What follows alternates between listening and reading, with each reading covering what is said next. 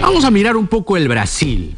Ha ganado el señor Jair Bolsonaro ampliamente sobre Fernando Haddad, representante del Partido de los Trabajadores, el partido de Lula da Silva, preso por el caso Lava Jato.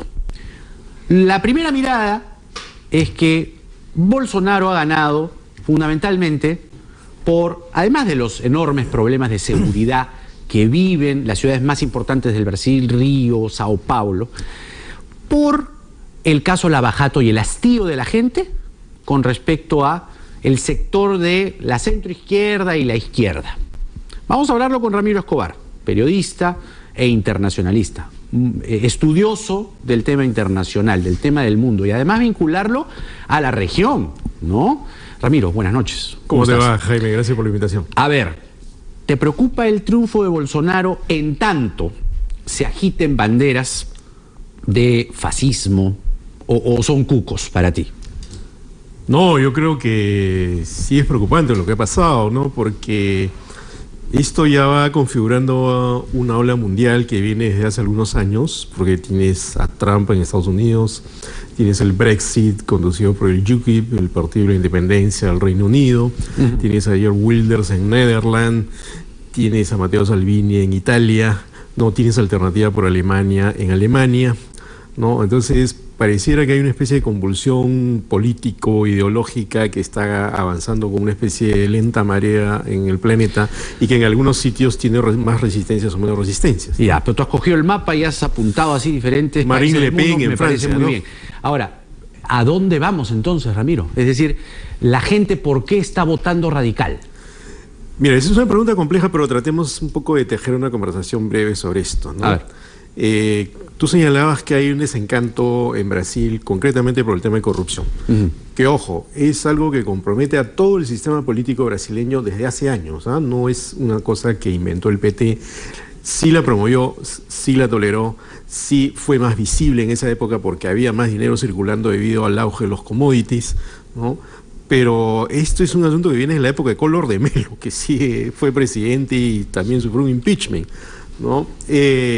Por otro lado está esto de la inseguridad. Hace unos momentos hablaba con una amiga peruana que vive en Brasil y me cuenta que las favelas, por ejemplo, son sitios donde prácticamente la ley no existe y están controlados por milicias. Esto ya cansa. Zonas liberadas.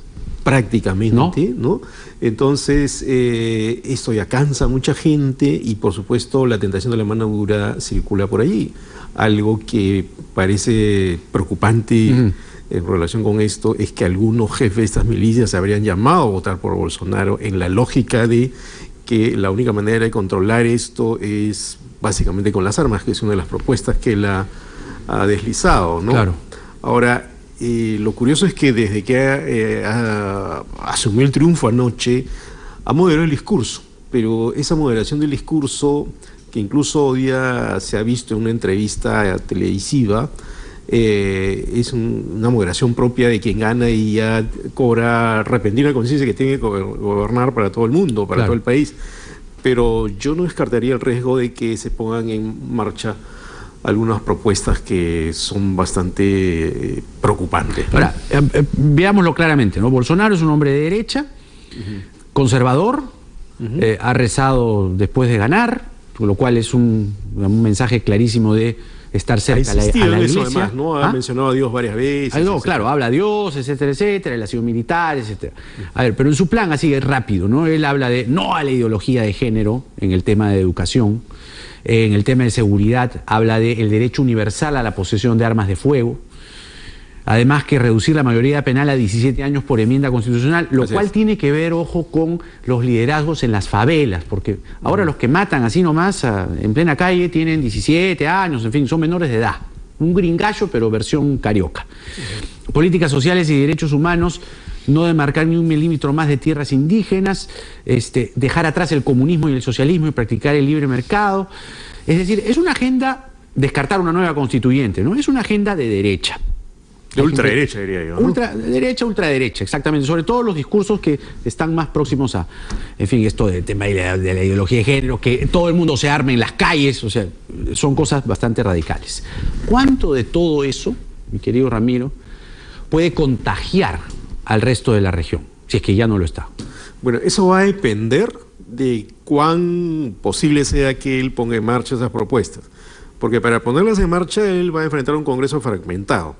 Un archipiélago de 30 partidos. Él tiene 52 diputados de 513, ¿no? Pero, ojo, hay un término, claro, exacto, en Brasil hay un término que es bala, huella y Biblia, que es decir, balas son los que apuestan por la mano dura para luchar contra la inseguridad, Biblia son estos cristianos ultras, conservadores, y güey son los que abogan por expandir la frontera agrícola. Entonces, en ese conglomerado puede captar algunos aliados para hacer pasar algunas de sus propuestas más radicales. Si eso ocurre, podría verse con algún interés en los países vecinos la posibilidad de que las cosas se puedan arreglar de ese modo. Bueno, ya acá algunas personas están hablando de que Antauro Humala tiene 12%. Antauro Humala, por supuesto, no se va a situar el mismo en la ultraderecha, pero tiene algunas ideas similares. ¿No? Similares. Lo que es curioso, Jaime, porque, digamos, la vocación, la peculiaridad autoritaria es algo que en determinados momentos trasciende la barrera ideológica izquierda-derecha. Por ejemplo, Chávez era muy amigo de Fujimori, ¿no? Franco tuvo amistades en América Latina con gobernantes que no eran precisamente de derecha como él, ¿no? Entonces, creo que lo que une a ese tipo de personajes es esa concepción del poder que podemos rotular como fascismo, ¿no? Que nace en la Italia de Mussolini y después tiene su expresión más torva en el nacionalsocialismo alemán, ¿no? Y que ha seguido andando por el mundo todos estos años, a pesar de que no llegó al poder tan fácilmente luego de estas dictaduras, ¿no? Pero esa forma de pensar, de concebir la política y la práctica política ha seguido viviendo en la propia Alemania, ¿no? Sumergida en otros partidos, pero en la propia Alemania ahora ya tienes alternativas por Alemania. Ahora, ¿qué es lo que podría hacer como, o cómo podría reflexionar la izquierda latinoamericana, comenzando por Brasil, ¿no? Lo que hablábamos al inicio. Porque si bien dicen, no, la gente de clase media y alta ha votado por Bolsonaro y las favelas han votado por la gente, Haddad, Lula, básicamente el PT. Hay un desencanto, hemos podido conversar, digamos, en la radio aquí con gente que está allá, observadores que miran el mapa completo, y sí hay un desencanto. Se han hecho hasta miniseries en Netflix sobre la corrupción del caso Lava Jato. Mecanismo se llama. O Mecanismo. Buenísima, la recomiendo. Lo entiendes en 13 episodios, ¿eh? Buenísimo. Pero tenga en cuenta, para conectarlo con la política local, ¿no? Tenga en cuenta que, por ejemplo, para el caso de Humala hubo una mediación de Lula para que el dinero llegue a través de Odebrecht. Primera cosa, ¿no? O sea, el PT se movió directamente para apoyar a Humala. Hay una ligación ideológica con Susana Villarán y Humala y Susana Villarán están vinculados a los sobornos. La propia señora Fujimori, estamos viendo ahora, es decir, no habían ideologías necesariamente. Hubo la mediación de Lula para los casos de Humala y Villarán. ¿Cuál para ti sería, digamos, la mirada hacia adentro que tendría que hacer la izquierda con lo que ha pasado ahora con Bolsonaro, ¿no? Bueno, yo creo que ahí cabe, y desde hace tiempo en realidad, una severa autocrítica.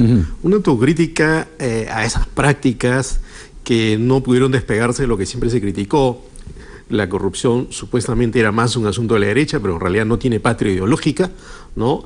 Por otro lado, creo que también la concepción de lo que quieres transformar, ¿no? Alguien me contaba en Argentina, hace como un año que estuve allá, que una de las cosas que pensaba Néstor Kirchner era que para combatir a la derecha, a la oligarquía, él también tenía que tener dinero, ¿no? Entonces ese día estaba flotando ahí. Lo guardaba en la casa de campo, eso lo curó la nata, lo guardaba en una caja fuerte ahí dentro. Claro, Martín Caparrós, este periodista argentino, acaba de publicar un artículo muy interesante en el New York Times donde habla de estas cosas, ¿no? Cómo esa esperanza se ha caído, cómo la izquierda que levantaba un discurso de cambio, finalmente no ha podido evitar resbalar por esa pendiente donde caen la mayoría de gobiernos de cualquier tipo que están en el poder, ¿no?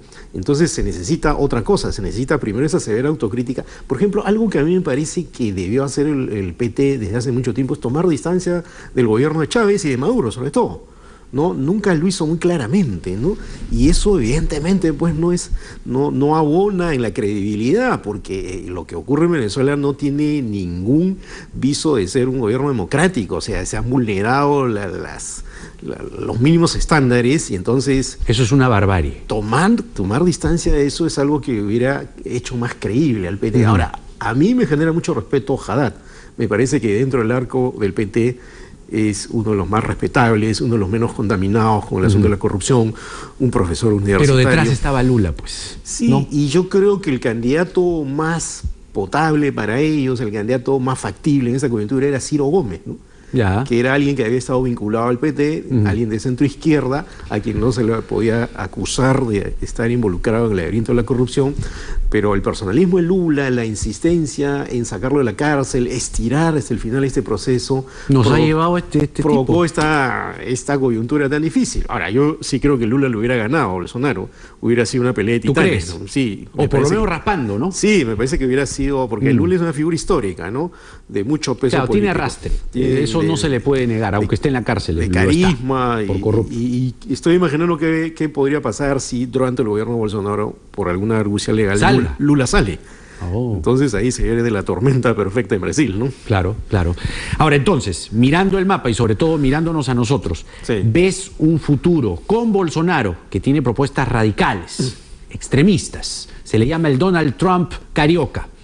¿Ves tú un futuro político? Además, teniendo en cuenta lo que está pasando acá, ¿no? Vemos a Keiko Fujimori procesada, ya te mencioné Humala, ya te mencioné a Villarán, es decir, hay una clase política desprestigiada por lo que pasó en Brasil. Es decir, hay una interconexión fabulosa para analizar y para mirar. ¿Ves futuros, digamos, de radicalismo aquí? Mencionaste a Antauro. ¿Pueden haber más? Mira, yo abrigo la esperanza de que en el Perú no cobre demasiada fuerza un movimiento así. Pero... claro, es posible, ¿no? El otro día tomé un taxi y el taxista de la nada me pregunta, parece que me había visto en alguna entrevista de televisión, me dijo, ¿y usted qué pensaría si es que llegan a segunda vuelta Alfredo Barnechea y Antauro Humala? Y yo me quedé así. Alfredo Barnechea y Antauro Humala. ¿Y de dónde ha sacado esta idea este taxista, no? Yeah. Pero es algo que empieza a flotar porque, ¿sabes lo que pasa, Jaime? Cuando la democracia, esa es una frase de Raúl Alfonsín, además, ¿no? En un momento, cuando pasa la dictadura argentina, Raúl Alfonsín, y él es el primer presidente post-dictadura. Así es, el primer presidente democrático. En un mitin clama y dice, la democracia se tiene que comer. Es decir, si la democracia es solo votar, es solo elegir autoridades, y no es democracia social, no es democracia económica, no es democracia cultural, entonces empieza a haber problemas y comienza la tentación de solucionar la situación política de urgencia con este tipo de salidas. Discutí en Facebook hace unas horas con algunas personas y decían, bueno, pero hay que respetar la decisión del pueblo brasileño. Sí, pero la gente también puede votar por no ser democrática, ¿te das cuenta? O sea, es decir, yo puedo, como ciudadano, votar por alguien que no va a ejercer la democracia. Es decir, o que va a ser un desastre. Nos quejamos a cada rato de los congresistas. Ellos han sido votados por el pueblo peruano. Claro, y por eso creo que hay que entender, esta es una frase de Fernando Savater, el filósofo español, ¿no? El ciudadano es un político en ejercicio, la democracia no termina en la urna, se debe ejercer todo el tiempo para vigilar a las autoridades, para exigirles libertad, apertura, inteligencia en las propuestas y bienestar social, ¿no? Que es lo que llama a este tipo de gobierno, ¿no? Cuando la democracia es deficiente, cuando hay una deficiencia, aparece el populismo. Pero entonces hay un error de la clase política se ha equivocado, o el pueblo se ha equivocado en elegir, pero algo ha pasado. Algo ha pasado porque empezabas la entrevista señalando los casos en Europa, el propio Trump, ahora Bolsonaro. Es decir, hay una corriente, parece que es mundial, de la gente que dice, no, que venga alguien así, con botas, que venga alguien bien plantado, a los gritos. Ay, yo no sé si hasta les importa si es democrático o no. O sea, yo estoy preocupado. El Latinobarómetro, que es un centro de investigación que periódicamente saca mediciones respecto a la democracia y otros ítems en América Latina, más de una vez ha señalado preguntando en varios países, incluido el Perú, qué tan dispuestos están a aceptar un gobierno de ese tipo, y es bastante alta la cifra, ya, ¿no? Pues. ¿No? Entonces, el riesgo siempre existe, ¿no? En un país como Francia, Emmanuel Macron le puede ganar a Marine Le Pen por 65-34, pero acá no ocurrió eso. Acá Bolsonaro ha barrido, ¿no? Sí. 55-45, bueno, tampoco es poco, 45% para el PT, pero es una diferencia notable. Entonces pareciera, Jaime, esto es bien importante, fíjate, debatirlo a nivel de medios de comunicación, las universidades, cómo nuestra educación democrática, cómo nuestra educación política, qué pensamos que es realmente la democracia. ¿Es solo votar? ¿No es ser democrático en toda circunstancia, en la familia, en la universidad? ¿No? Eso creo que en la vida cotidiana, ¿no? Eso creo que no está interiorizado en nuestras sociedades. La democracia no es solo una rutina que se practica cada 5 años, la democracia es una rutina que se debe practicar todos los días. Exactamente, y es muy difícil porque requiere mucha atención, requiere introspección de uno mismo, información, requiere respeto. Y eso creo que en sociedades golpeadas por problemas muy severos como la inequidad social o la violencia ciudadana, la inseguridad ciudadana, la tentación de la mano dura está a la vuelta de la esquina, ¿no? Ramiro Escobar, periodista e internacionalista, hablándonos del triunfo de Jair Bolsonaro, un político de derechas radicales, que es lo que estamos advirtiendo, podría traer un contagio de otros radicalismos en el resto de América Latina, y hay que estar muy atentos con lo que pase aquí con nosotros, porque hay un evidente hastío de la clase política tradicional y eso ya sabemos cómo pueden reencauzarse, es decir, que el electorado mire alguna opción radical, total, si en Brasil pasa, ¿por qué no pasa aquí? Y ahí vienen los problemas. Solo me permitiré decir una cosa, ¿no? Yo soy profesor universitario, ¿no? En la Universidad Ruiz de Montoya, en la Católica, en la UPC, y siempre cuando estoy frente a mis alumnos pienso, ¿no?, ¿qué tengo que conversar con ellos respecto a estas cosas? Y cuando escribo en los diarios y cuando aparezco en una entrevista, siempre estoy pensando cómo oxigenamos el debate público y no lo hacemos una piltrafa o algo pichiruchi, para usar una palabra que utilizaron algunos de los políticos. Sí. Cómo lo enriquecemos y nos ponemos a pensar todos juntos, ¿no? Sí, la política, por ejemplo, no está solo en el Twitter, para empezar. Así es, ¿no? Primera cosa. No se hace política en el Twitter. Es Ramiro, muy ligero a veces, conversando ¿no? horas, pero va a ser un gusto tenerte en otro momento. Gracias. Ramiro Escobar hablando sobre Brasil. Vamos a la pausa. No se pierdan a Hernán Vidaurre, ¿eh? Está buenísimo. Ya venimos con él.